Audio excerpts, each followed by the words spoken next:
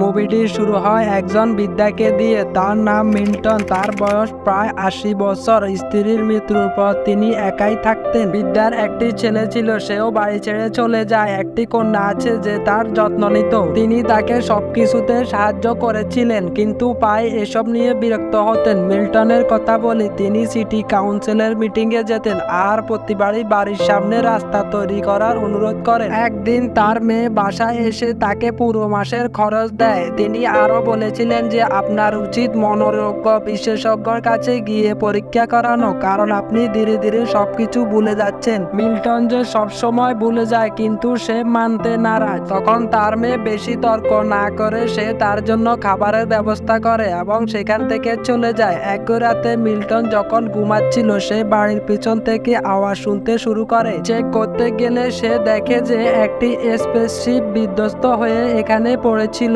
এবং তিনি দ্রুত উদ্ধারকারী দলকে ডাকেন এবং তাদের সবকিছু বলে এবং তাদের অবিলম্বে এখানে আসতে বলে, কিন্তু তামাশা ভেবে ফোনটা কেটে দেয় তারা। পরদিন সকালে মিল্টন কাউন্সিল অফিসে মিটিংয়ে যায় এবং বরাবরের মতো তাদের সামনে তার প্রথম অনুরোধ রাখে, অর্থাৎ রাস্তা নির্মাণ করা, কিন্তু বরাবরের মতো তারা সেটা প্রত্যাখ্যান করে। সন্ধ্যায় যখন তিনি বাড়ি এলেন, সে বাড়ির পিছন থেকে একটি আওয়াজ শুনতে শুরু করে। তিনি গিয়ে আবার চেক করলেন। এ সময় তিনি একজন আহত এলিয়েনকে দেখেন, যার গায়ের রং সাদা আর সে সেখানে শুয়েছিল। এটা দেখে তিনি সঙ্গে সঙ্গে তার মেয়েকে ডাকতে শুরু করেন, কিন্তু এবারও তিনি তার মেয়ের সঙ্গে কথা বলতে পারেনি। কিন্তু এ কারণে তিনি খুব বিরক্ত হন। সকালে আবার পরিষদের বৈঠকে যান। এবার তাদের সামনে আসেন মিল্টনের প্রতিবেশী লেখক। সে বলে যে আমি একটি বই লিখেছি। বইটির গল্প হলো একা রয়ে যাওয়া বৃদ্ধরা। বইটি লিখেছি তরুণ তরুণীদের জন্য,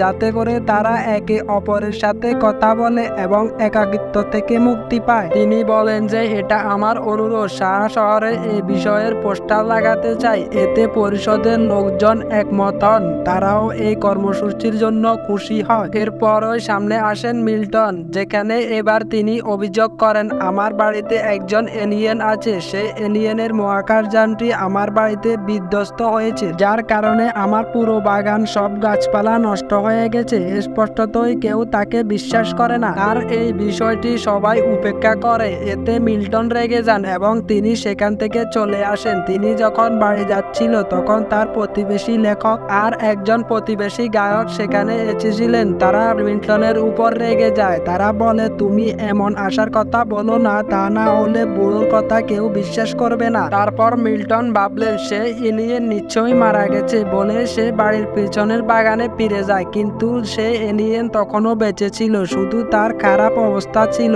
আহত অবস্থায় মাটিতে লুটিয়ে পড়েন তিনি। মিল্টন এবার তার জন্য অনুতপ্ত হলেন বলে তার গায়ে কম্বল পরিয়ে দেয়, কারণ সে কাঁপছিল, এবং তাকে পান করার জন্য পানি দেয়। পরের দিন সকালে মিল্টন দেখলো যে সে এলিয়েন এখনো ঘরের বাইরে কম্বল নিয়ে বসে আছে। এটা দেখে মিল্টন তাকে ইঙ্গিত করে এবং তাকে তার বাড়ি আসার আমন্ত্রণ জানায় এবং তাকে বিভিন্ন জিনিস খেতে দেয়। অনেক দিন ধরে ক্ষুধার্ত আছে ভেবে তাই সে কিছু খাবে, কিন্তু সবার মধ্যে এলিয়েন শুধু এক টুকরো আপেল খায়। এটি দেখে মিল্টন অনুভব করছিল যে সে অবশ্যই আপেল পছন্দ করে, তাই সে দোকানে যায় এবং তার জন্য আপেল কিনে নেয়। তিনি ক্যাশিয়ারকে বলেন, আপনি জানেন এই আপেলটি একজন এলিয়েনের জন্য কিনেছি। তিনি এটা পছন্দ করে। কথাটা শুনে ক্যাশিয়ারও খুব অবাক হলো। সেও মনে করে মিল্টন পাগল। বাসায় এসে মিল্টন টিভিতে খবর দেখতে শুরু করে, যেখানে বলা হয়েছিল যে কিছু দেখা গেছে, আকাশ থেকে মাটিতে আসছে। পরে দেখা গেল এটি একটি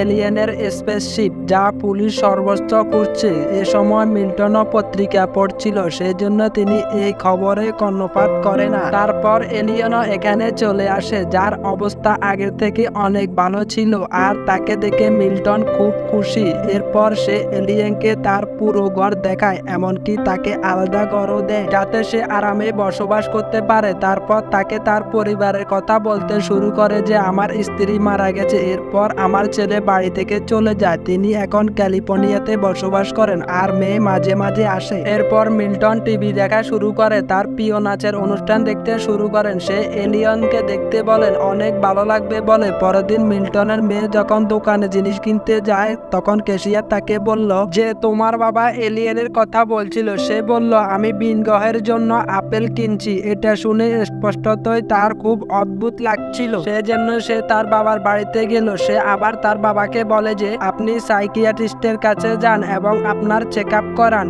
এবার মিল্টন শুধু হ্যাঁ বলে, যার কারণে তার মেয়ে সেখান থেকে চলে যায়। তখন মিল্টনের প্রতিবেশী লেখকের ফোন আসে। সে বলে যে আমি আপনার প্রিন্টার ব্যবহার করতে চাই। এতে মিল্টন বলে, হ্যাঁ, বাসায় আসুন। কিছুক্ষণ পর লেখক বাসায় আসেন এবং রুমে যায়। সে সেখানে এলিয়েনকে বসে থাকতে দেখে, যার উপর সে খুবই মর্মাহত। এবার মিল্টন তাকে বাড়ির পেছনের অংশে নিয়ে গেল। তাকে বলে যে এই যে দেখো, এটা তার মহাকাশযান। সেদিন আমি মিথ্যা বলিনি যে বাড়িতে একটি এলিয়েন আছে। লেখক মনে করে যে এই এলিয়েন খুবই নিরীহ। তিনি বুঝতে পেরেছিলেন যে এটি কোনো খারাপ এলিয়েন নয় যা ক্ষতি করে। সেই কারণে সে মিল্টনকে বলে যে কোনোভাবে সরকারের কাছ থেকে আমাদের লুকিয়ে রাখতে হবে, কারণ সরকারের লোকজন বহির্বিশ্বে এলিয়েন এবং প্রাণীদের উপর পরীক্ষা নিরীক্ষা করে। আমরা জানি না এটা দিয়ে তারা কি করবে। তার সাথে মিল্টনও একমত হয়। এরই মধ্যে লেখকের বন্ধু ডক্টর, যিনি তাদের প্রতিবেশীও ছিলেন, সে এটা দেখে এবং চিন্তা করে লেখকের গাড়ি মিল্টনের বাড়ির বাইরে কেন। সে বুঝতে পারেনি কেন সে তার বাড়িতে গেল। এখানে দেখা গেল সরকার আপ্রাণ চেষ্টা করছে এরকম সেই এলিয়েনের স্পেসশিপ খুঁজে বের করতে এবং তাদের সাথে যোগ দিল FBI ও। আর এভাবে কেটে যায় বেশ কয়েকটা দিন, যেখানে মিল্টন এবং এলিয়েন আরামে বসবাস করছিল। একদিন মিল্টন লক্ষ্য করে যে এলিয়েন অনেক পৃষ্ঠায় বিড়ালদের ছবি আঁকছে এবং প্রতি পৃষ্ঠায় 7টি বিড়াল ছিল। মিল্টন ভেবেছিল যে এলিয়েন আমার জন্য এটি তৈরি করছে, এজন্য তিনি খুব খুশি ছিলেন। পরে তিনি দেখেন যে এলিয়েন পুরোপুরি সুস্থ হয়ে উঠেছে এবং এ সময়ে সে তার স্পেসশিপ ঠিক করার চেষ্টা করছে যাতে সে গ্রহে ফিরে যেতে পারে, যেখানে তার বাড়ি। পরের দিন মিল্টন তার মেয়েকে নিয়ে সাইকিয়াট্রিস্টের কাছে যায়। সেখানে ডাক্তার তার পরীক্ষা নেয়, অনেক প্রশ্ন করে, কিন্তু সে সব প্রশ্নের উত্তর ভুল দেয়। মিল্টন যখন ডাক্তারের কাছে যায়, এলিয়েন তখন বাসায় একাই ছিল। সেই কারণে লেখক তার সঙ্গে দেখা করতে আসে এবং তার সাথে কথা বলতে শুরু করে যাতে সে বিরক্ত না হয়। আলাপচারিতায় লেখক তাকে বলে যে আমার মেয়ে অন্য শহরে থাকতে গেছে, তার একটি ছেলে আছে যে খুব সুন্দর, কিন্তু আমি তাকে এখনো দেখিনি, আর এই নিয়ে আমার খুব খারাপ লাগছে। সেখানে ডাক্তার মিল্টনের ভুলে যাওয়া রোগের কথা শুনে তিনি বলেন যে তার মানসিক অবস্থা খুবই খারাপ। এভাবে চলতে থাকলে তার কিছুই মনে থাকবে না। হয় তার সঙ্গে একজন সহকারী রাখা উচিত যে তাকে সবসময় দেখাশোনা করবে, অথবা তাকে নার্সিং হোমে যেতে হবে যাতে সেখানে তার ভালো যত্ন নেওয়া হয়। কথাটা শুনে মিল্টনের খুব খারাপ লাগলো। সেজন্য সে তার মাকে অনেক কিছু বলে। লেখক তাকে বলে কি হয়েছে এবং তার অবস্থা সম্পর্কে জিজ্ঞেস করে, আপনি কি চেক আপের জন্য গেছেন? সে সময় তার মেজাজ খুবই খারাপ ছিল বলেই কোনো উত্তর না দিয়ে নিজের রুমে চলে যায়। মিল্টন খুব বিচলিত এবং দুঃখিত ছিল।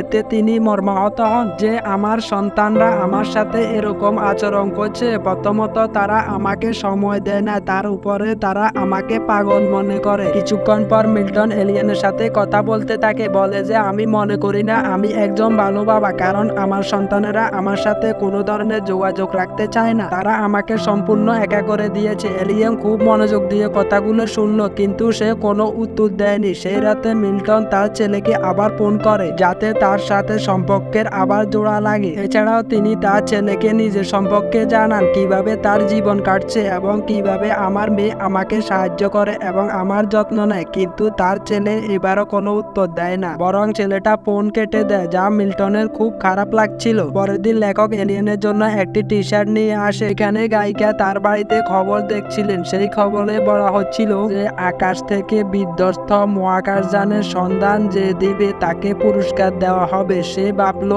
আমি এ পুরস্কার পেতে চাই। তখন তার মনে হয় যে মিল্টন একবার বলেছিলেন যে ভিন গ্রহের মহাকাশযান আমার বাড়িতে বিধ্বস্ত হয়েছে। তাই সে গোপনে তার বাড়িতে গেল। সেখানে গিয়ে সে দেখে মিল্টনের সাথে এলিয়েন বসে আছে। যখন সে তাদের সামনে আসে, তারা তাকে ভিতরে ডাকে, কিন্তু মিল্টন তার এখানে আসা একদম পছন্দ করেনি। এরপর মিল্টন তাদের দেখায় এলিয়েনের আঁকা বেড়াল। এটা দেখে গায়ক ডক্টর বলে যে হয়তো এই আঁকার মাধ্যমে তিনি আপনাকে কিছু বলতে চায়। এখানে FBI স্পেসশিপ খুঁজে পেতে তাদের অনুসন্ধান বাড়িয়ে দেয়। পরদিন গায়ক ও জুলিসের সঙ্গে দেখা করতে আসেন। তিনি তার জন্য উপহার হিসাবে একটি টি-শার্টও এনেছিলেন। সে এলিয়েনের সাথে কথা বলতে থাকে, কারণ সেও এলিয়েনকে অনেক পছন্দ করত। সেখানে এক ছেলে ডাক পেলেন লেখক, যিনি তার অনুষ্ঠানের পোস্টার দেখে তার সঙ্গে দেখা করতে চেয়েছিলেন। জানিয়ে লেখক খুব খুশি হলে সে তাকে তার বাড়িতে আমন্ত্রণ জানায়। গায়ক নিজের সম্পর্কে এলিয়েনকে বলেন, আমি গায়ক, খুব ভালো গান গাই। আমি যখন অন্য শহরে ছিলাম তখন অনেক গান গেয়েছি। এখানে ছেলেটি লেখকের সাথে দেখা করতে বাড়িতে আসে। যখন তারা কথা বলছিল ছেলেটি তাকে ওয়াশরুমে যেতে বলে, যার উপর লেখক তাকে ঘরে যেতে বলে, কিন্তু অনেক দেরি হয়ে গেছে বলে ছেলেটি আর ফিরে আসেনি। তাই এখন সে নিজে পরীক্ষা শুরু করে। সে দেখতে পায় যে আমার ঘর চুরি করেছে। সে ভয় পেয়ে গেল। সে দ্রুত পুলিশকে ডাকলো, কিন্তু সেই ছেলে লেখককে ধরে ফেলে। তার উপর বসার পর সে তাকে মারতে থাকে। যদিও এলিয়েন জুলস মিল্টনের বাড়িতে ছিল, কিন্তু সে এসব কিছু অনুভব করে। তিনি ভাবতে লাগলেন ছেলে লেখককে মারছে, তাই তিনি লেখককে সাহায্য করতে লাগলেন। ছেলে মনের সাথে তার মন যোগ করে এবং তারপর তার ক্ষমতা দিয়ে সে তার মাথায় বিস্ফোরণ ঘটায়। ছেলেটির মাথা বোমা পাঠানোর মতো পেটে সে মারা গেল। কিছুক্ষণ পর পুলিশ সেখানে আসে। তারা বুঝতে সক্ষম হয়নি ছেলেটি এভাবে মারা গেল কিভাবে। যদিও লেখক তাদের সব বলেছে, কিন্তু তারপরও পুলিশ পুরোপুরি বিভ্রান্ত। তারা বুঝতে সক্ষম হয়নি যে এভাবে মারতে পারে কেউ। তাই এই মামলাটি সরাসরি FBI এর কাছে যায়। তাই এখন থেকে ওইসব মানুষ লেখকের উপর নজর রাখা শুরু করেন। লেখক পরে বুঝতে পারে যে আমাকে কেউ সাহায্য করেনি, এলিয়েন জুলস তার ক্ষমতা দিয়ে তা করেছে। সেই জন্য সে মিল্টনের বাড়িতে এসেছিল এবং সরাসরি এলিয়েনের কাছে চলে গেল এবং কাঁদতে কাঁদতে সে তাকে জড়িয়ে ধরে ধন্যবাদ জানায় যে তুমি আমার জীবন বাঁচিয়েছ। পরের দিন মিল্টন যখন দোকানে গেল সেখানে তার মেয়ে তার বাবার সাথে দেখা করতে আসে। মেয়েটি মিল্টনকে জিজ্ঞেস করলো, বাবা তুমি এত আপেল কেন কিনছো? কিন্তু সে তাকে উপেক্ষা করে সেখান থেকে চলে যায়। এখানে এই চারজন যখন খাচ্ছিল তারা অদ্ভুত গন্ধ পেতে শুরু করে। তারা চেক করতে গেলে তারা জানতে পারে যে এলিয়েন এবং তার সাথে একটি মৃত বিড়াল নিয়ে এসেছে, যা থেকে তারা অনুমান করছিল যে এলিয়েনের 60টি বিড়াল দরকার। এই কারণে জুলস প্রতি পৃষ্ঠা তার 60টি বিড়াল তৈরি করে। জুলস একটি মৃত বিড়াল নিয়ে এলো, তাই এখন থেকে তার আরো 6টি দরকার ছিল। মিল্টনের মেয়ে পশু হাসপাতালে কাজ করতেন, তাই মিল্টন তাকে ফোন করে জিজ্ঞেস করে তুমি মৃত বিড়াল কোথায় কবর দাও? এই কথা শুনে সে অবাক হয় এবং ভয় পেল। বাবা কেন এই প্রশ্ন করেছেন সেজন্য সে কিছু বলে না। তারা বিড়াল খুঁজতে শুরু করে। ইতিমধ্যে মিল্টন ও লেখক তারা একে অপরের সঙ্গে কথা বলছেন, সেজন্য তারা খেয়াল করেননি একটি বিড়াল তাদের গাড়িতে ধাক্কা খেয়ে মারা যায়। তারা দ্রুত গাড়ি থেকে নেমে আসে এবং তারা বিড়ালের মৃতদেহ তুলে নিয়ে যায়। FBI এজেন্ট যারা লেখকের উপর নজর রাখছিল তারা তাদের পিছনে ছিল। তারা তাদের এই দৃশ্য দেখে খুবই মর্মাহত হয়। যাই হোক, তারা আরেকটি বিড়ালের লাশ পেল। এখন তাদের কাছে মোট 3টি বিড়াল আছে, তার মানে এখন তাদের আরো 4টি বিড়াল দরকার। গায়ক প্রতিশ্রুতি দিয়েছেন যে তিনি অন্য 4টি বিড়াল নিয়ে আসবেন। তারপর সে অন্য একটি শহরে যায় এবং 3টি বিড়াল খুঁজে পায়। তার মানে এখন তাদের শুধু একটি বিড়াল দরকার। তারা যখন এই বিষয়ে কথা বলছিলেন তখনই FBI এজেন্টরা তাদের বাড়িতে আসে এবং 3জন দ্রুতই লুকিয়ে পড়ে। এজেন্টরা ভেবেছিল বাড়িতে কেউ নেই, তাই তারা চলে যায়। 3জন আবার কথা বলতে শুরু করে এবং বলে যে যা করা তাড়াতাড়ি করতে হবে। মিল্টনের মনে আছে যে সিঙ্গারেরও একটি বিড়াল আছে, সে অসুস্থ, সেই কারণে সে তাকে বিড়ালটি আনতে বলে। কথাটা শুনে সে খুব রেগে গেলেন। সে দুঃখ পায়। সে বলে আমার বিড়ালটি এতদিন ধরে অসুস্থ, না সে দেখতে পায় না সে শুনতে যায়, সে ব্যথায় কাতর, কিন্তু আমি তাকে হত্যা করিনি কারণ সে আমার সাথে থাকে এবং আমার একাকিত্ব দূর করে। পরে সিঙ্গার মিল্টনের সাথে একমত হন। বিড়ালটিকে সেখানে নিয়ে আসা হলে তারপর খুব মনোযোগ দিয়ে সে দেখতে লাগলো। জুলস বিড়ালটিকে আলতো করে ঘুমাতে দেন, মানে বিড়ালটি কষ্ট পায়নি। 60টি বিড়াল জড়ো করে এবং তাদের উপর একটি রূপোর কাপড় পরিয়ে দেয়, যা দিয়ে সব বিড়াল এক হয়ে যায় এবং দেখা মাত্র তারা চকচকে একটি লাল জিনিসে পরিণত হয়। জুলস তার স্পেসশিপের জন্য এই জিনিসটিকে টহল হিসাবে ব্যবহার করে। সাথে সাথে তিনি এই জিনিসটি তার মহাকাশযানে রাখলেন। মহাকাশযানটি উঠতে শুরু করেছে, মানে এটা সম্পূর্ণ ঠিক ছিল।